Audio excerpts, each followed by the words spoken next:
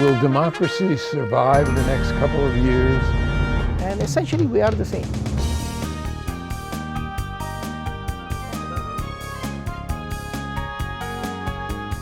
And there are so many needs that Minnesota has. What people are saying they need right now. Access to Democracy is made possible in part by a donation from Firefly Credit Union. Firefly is the new name of U.S. Federal Credit Union, which has proudly served the financial needs of the greater Twin Cities community since 1925. At Firefly, we guide our members forward and give them the power to chase dreams by delivering the financial solutions they need to get ahead. From checking accounts to mortgages, we'll light the way. We are Firefly Credit Union, and this is life illuminated. By Thomson Reuters, providing legal professionals with intelligence, technology, and human expertise they need to find trusted answers. Thomson Reuters, the answer company. Online at thomsonreuters.com.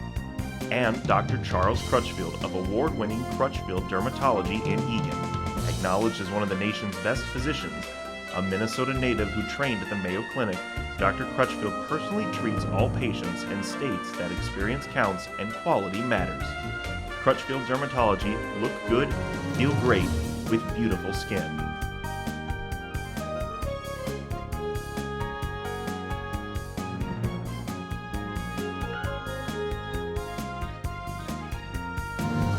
Welcome. Access to Democracy returns with probably our most favorite guest, and certainly in terms of times on the show, over 17 years. Mm-hmm.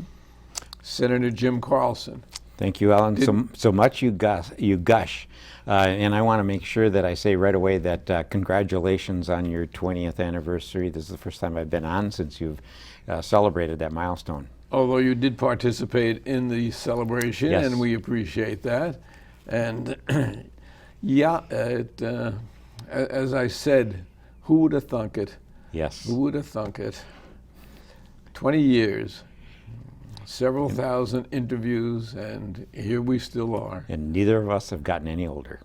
Well, you have not gotten any older.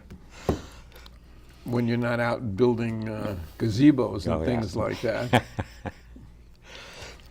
Well, as now one of the senior members of the Senate, what do we have to look forward to with the session coming up? Well, that's a really good question because it changes frequently. It changed a lot last Tuesday at the elections that happened, not in Minnesota, but nationally. We have had a terrible time trying to deal with the Senate majority and the Senate majority leader and the Senate majority committees. They would not been hear. One or two votes. Yes, it's been a 1-vote margin, then a 2-vote margin, and they made it a policy of not hearing any democratically authored bills. This is a mirror image of what's happening nationally, where the House has passed 800 bills and the Senate has only looked at 200 of them. We have had, and I don't know what the number is, but it's significant, the number of bills that have been passed by the Minnesota House and that the Senate has refused to hear. Well, let's talk about really one of the most prominent bills, and it's a bill that you worked on, which is the Vote America bill, or I don't know. HAVA, Help America Vote Act funds. It's a security funds that the feds passed, and we got roughly $6 million. Actually, it's closer to $7 million of those. They were granted to Minnesota to use, but in Minnesota we have, as part of our Constitution, that we have to appropriate all funds, whether they come from the feds or whether they come from our own coffers. And we needed to appropriate those, and the leadership in the Senate refused. The House passed it to appropriate all of them, and the Senate would not hear that. And they wouldn't hear it because it would mean more people signed up to vote, perhaps more young people signed up to vote, perhaps more people who are seeking citizenship sign up to vote, and they're afraid. Potentially. It was a little bit more oriented towards protecting our registration system that we already have, to protect it from incursion from foreign actors. We did find out that Minnesota's system it's pretty solid, but it was attacked. It was one of those that were attacked, and I think it was 19 states. They actually got into the Florida system. And they've had other incursions. In Illinois, they actually got into it, started downloading things, and everything shut down, and they managed to get it stopped. Minnesota, we dodged a bullet. But that doesn't we mean... do have paper backup in Minnesota. Well, what I'm talking about mainly is the registration system. So yes, the voting system, we have a paper backup. We have, that is pretty solid. But there's always improvements you can make. And the worst thing can be is if they do get into our registration system, and let's say someone says that, oh, we don't want Swedes to vote. So they just search for all the Carlsons and delete their names in the voter files. And then I go to vote, and I usually go close to the closing time, just because I want to look at the machine to see what the count is. And I would find out I'm no longer registered. And I wouldn't have the materials with me to re-register. That's what we're mainly afraid of, is purging the voter file without the knowledge of the voter. And that creates havoc. Now the person can vote that day in this state. If they have, they have to re-register right on the spot. Right on the spot. Mm-hmm. Yeah, so they can do it, but they have to have the materials. But it's also a hassle. So. Oh yes, yes. Yeah, and I don't come there really early because I want to see what the total count is, as much as possible. Well, the Republican Party in this state has tied itself so closely to Donald Trump that if he stopped short, they would hit him in the butt. But yeah. And speaking of the Florida system getting hacked, I understand now that a name popped up in Mar-a-Lago of Donald Trump on the voter rolls there, and the whole world thought he was a New Yorker. Yeah, I don't know if he's registered yet, but in New York, the family didn't register in time to vote for Donald Trump. Because in some states you have to register significantly ahead of the election. Yeah. We have same-day registration.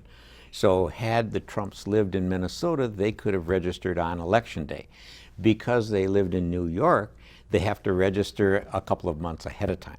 And they were a little bit late. Yes, they were derelict in that. Now, another question about Minnesota and primary elections which are coming up.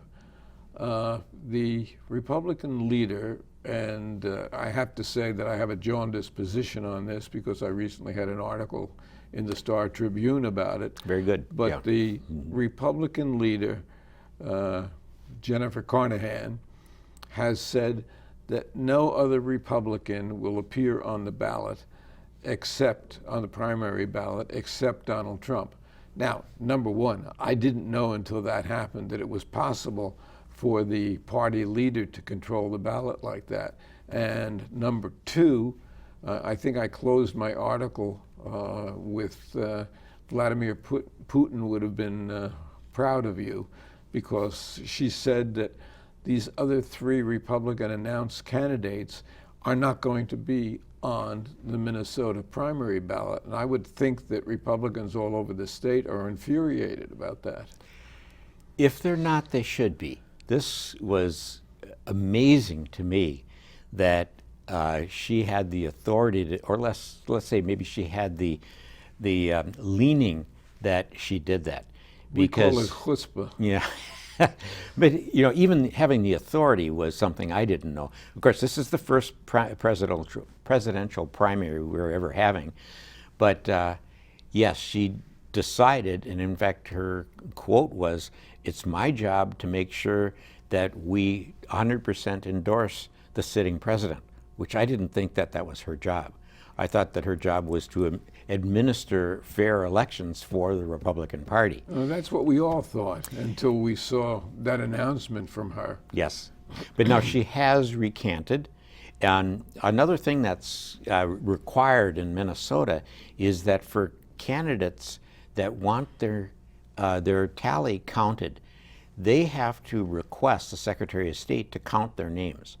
So that's why you will not see how many people voted for Mickey Mouse. That's the number one, strange thing that people do. They vote for lizard people, Mickey Mouse, all that. And we have some people who put their names on the ballot every year just to see their names on the ballot. Well, that's on the ballot, but I mean counting, and in the log of counting, a party has to ask for their names to be counted. And so if they don't ask for it, then they're looked at as other. Oh, okay. Yeah. I didn't that's correct. understand that. Yeah. That's why you don't, when you look at voting results, you don't see strange names in there, because the person or the name or the party had to ask for those to be enumerated. I mean, one of those people is a former governor, William Weld of Massachusetts, and it seemed to make no difference to her. I know there was a lot of pushback about it, which you tell me she's recanted. I didn't see that publicized, but she should. But she did. What she did is she asked for those names to be counted as if they're written in. So it's not. They're still not going to be on the ballot. That's what I'm understanding. They won't be on the ballot, but she has asked those names to be counted. And so the Republicans that don't want to vote for Trump need to pick their candidate that's their favorite and write them in, and they will be counted and logged and reported. Manifestly unfair to voters. I think so, yes. And, it's just contrary to everything that we've been trying to do in this country to get as many people registered, as many people voting, and as many candidates on the ballot who are properly on the ballot. Yes, and you have to think back to 2016 when people were saying that, the Democratic Party rigged it against Bernie Sanders, and and he was treated unfairly. This is, that's a scale of 1 on 10. This is a scale of 9 on 10 in bad administration of elections. Now we're sitting here with an award right in front of us, and why don't you tell us what this award is and how it got here? Well, there's a program in Minnesota called TZD, or Toward Zero Deaths. And what it does is it looks at anything that we can do to reduce deadly accidents or deadly crashes in Minnesota. Accidents don't happen, it's crashes. And way back in 2000, I think it was 2007, our Dakota County Attorney, Jim Backstrom, asked me to sponsor a bill that addressed distracted driving and raised the penalty. That took a couple of years to get it done. And at the same time, I decided to sign on to a bill with, at that time, Senator Terry Bonoff on distracted driving by using your cell phone. And from 2009 until last year, I was the chief author of that bill, trying to push it through. Came up, and every year when the Republicans controlled the other house, it died. Yes, yeah. It died, at first it was just a matter of not getting the support from either party. And we worked on it, got more and more groups involved.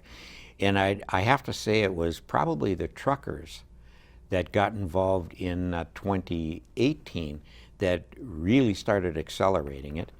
And at that time, I was told that this will not be brought up for a vote because you're a Democrat. And so I went to the Republican majority that was in control in 2019, and I said, who do you want to carry this? Give me the name, I'll turn it over. And I didn't get a good answer on that. They killed it in 2017 because I was the author at that time yet.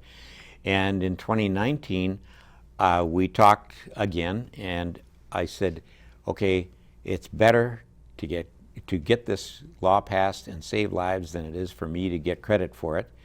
And so the transportation chair, Scott Newman, took it over as the leadership, and I supported him to get it done. And we did get it done. Known basically as the hands-free bill. That's correct, yes. Yeah.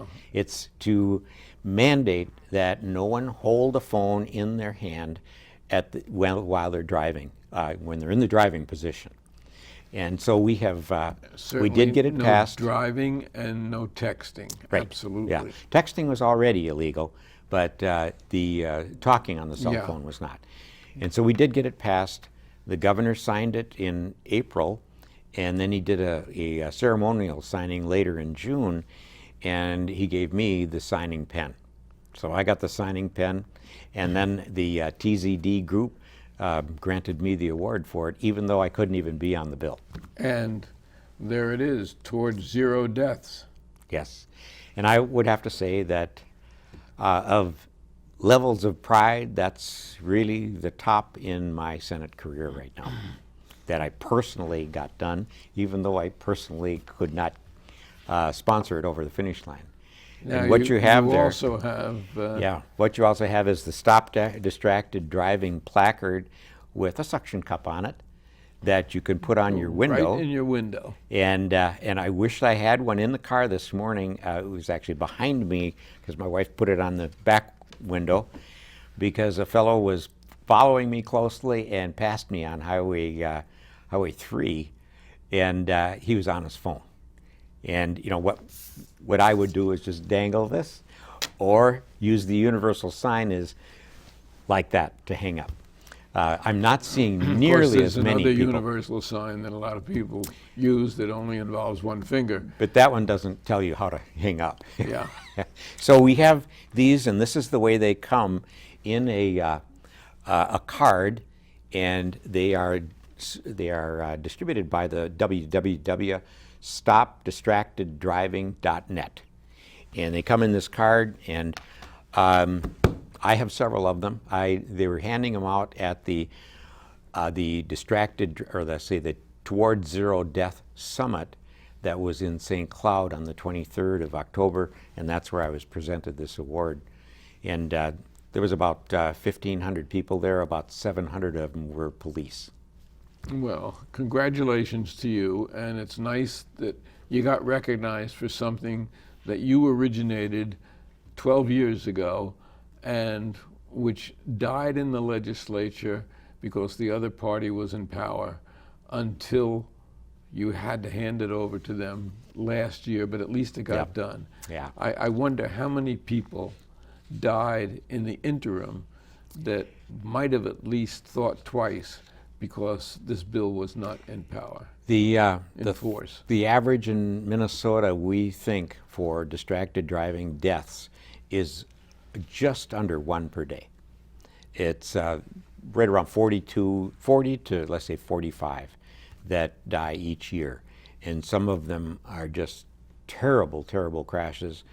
And I have to be honest with you, I really got to know some of these people very well, and they've told their stories over and over and over. The families of the victims. Yes. And Yeah. so, and I really wanted to stop hearing those stories. It was just getting so And yet we still hear highly them. pressured. Even Yes. with the change, we still hear them, unfortunately. Yes. Yeah. Now, So we have other things to work on too. We go into this session and the Republicans still have a majority in the Senate because the Senate is not up this year. The House is up every 2 years. The Senate is up every 4 years. Mm-hmm. So what can we anticipate? Well, the Senate and the House are up in 2020. 2020. 2020. And what we can anticipate But this year, in 2020. Okay, 2020, what's going to be hanging over a lot of people's heads is last Tuesday. Last Tuesday, there were some amazing victories by the opposite party. The Virginia legislature turned over. There were other legislatures that have turned over since this president has been elected. And there's a momentum here that I think the people in Minnesota are going to actually be running a little bit scared, because I think we're going to make sure that this is known that they refuse to hear bills. And I think they're going to be a little bit more cooperative in the next session than they have been for the last 3 years. So I think it's going to be a better session. Yeah, I don't think there's any way that it could have been worse than the last year. No, because one party was taking action and the other party was killing action. Yes, yeah. And we have to, the public doesn't really know a lot of what happened at the end of the session, and I didn't even know, because what we had was stalwart objection to everything that the House was doing. And some of the objections were so bad that's why the governor actually took the authority to take all the bills himself and have the majority leader of the Senate and the Speaker of the House and himself go into closed-door sessions and argue about how these bills are going to be crafted for final votes. And I know that the governor was very upset with some of the things that were happening, and I can imagine that what happened is when they walked in the room, he laid the rules down, and that's the way it was going to be, or we're not going to get anywhere, and you're not leaving until you agree. And now, I don't like it that the Senate Democrats were rendered irrelevant, but I do like the outcome. And it shows that force can work. Yes. And it probably is going to work, as you said, better now, because we see the trend across the country. And we have a president, and we could talk for a very long interview about the president. And I noticed the other day when I was looking at my blog how many times I have blogged about the president, and I try not to use his name, but it surprised even me. So many things.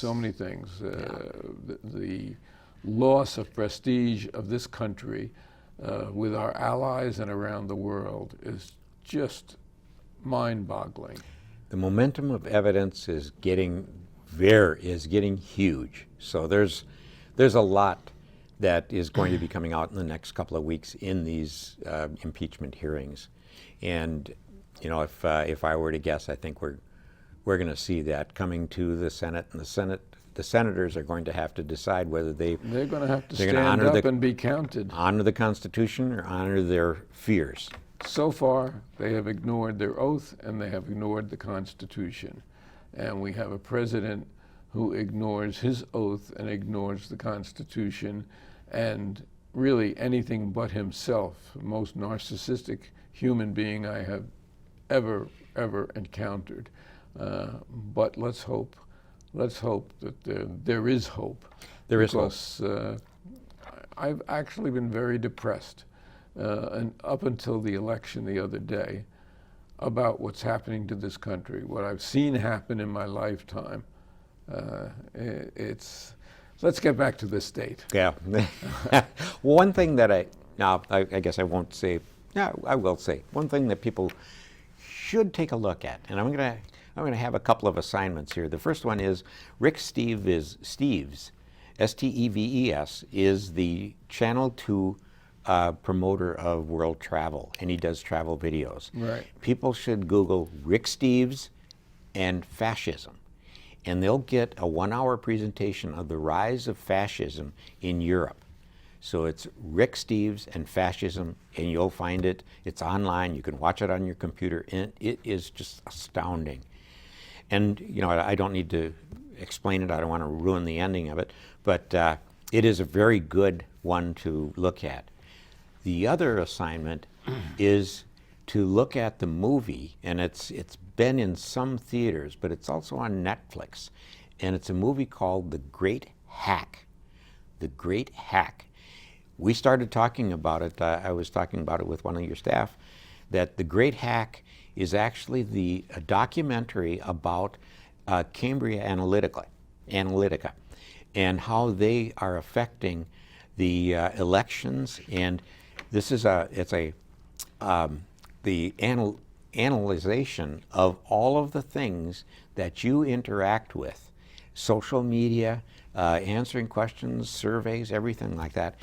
And I went to a cybersecurity summit last week with a friend of mine, and there was a couple of other people there. Well, this was the meeting of professional cybersecurity experts.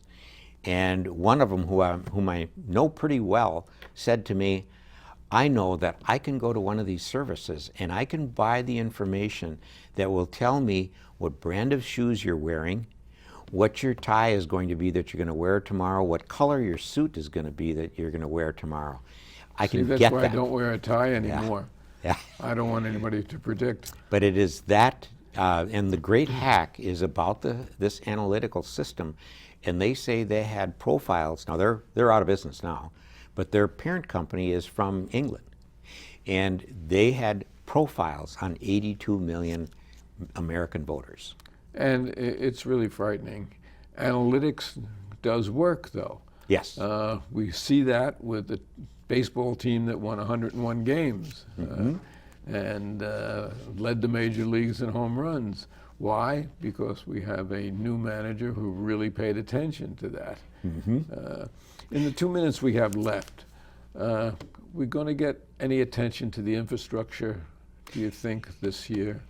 Yes. I just came from this morning a bonding or capital investment forum from Dakota County, and that's what this flyer is about. And we were presented all of the investments that Dakota County would like to put into the bonding bill that's going to be examined this year. And we're looking at it's not very much, but it's in the order of low double-digit millions. And it's a lot of projects that have regional significance and local importance. And we are actually thinking that there might be as much as $1 billion bonding bill. And if you look at what Dakota County contributes to the state, it's about 8% of the total for the state. And what we want to do is try to get 8% back out in the bonding bill, or $80 million if we can. So yes, there will be some serious consideration of bonding. And the governor wants to go $1 billion. We can afford $3 billion. So it's not overspending.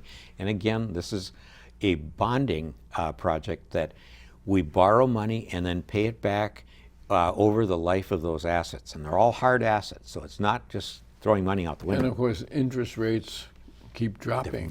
So we're very favorable. Really near the bottom right now. No better time to do it than now. Yeah, that's right. We've been talking with Senator Jim Carlson, who hasn't visited us for an unusually long time. We've seen him in some of his town halls, and I think you have another one coming up, if I'm not mistaken. And certainly always a pleasure. Jim, Thank you very much, Alan.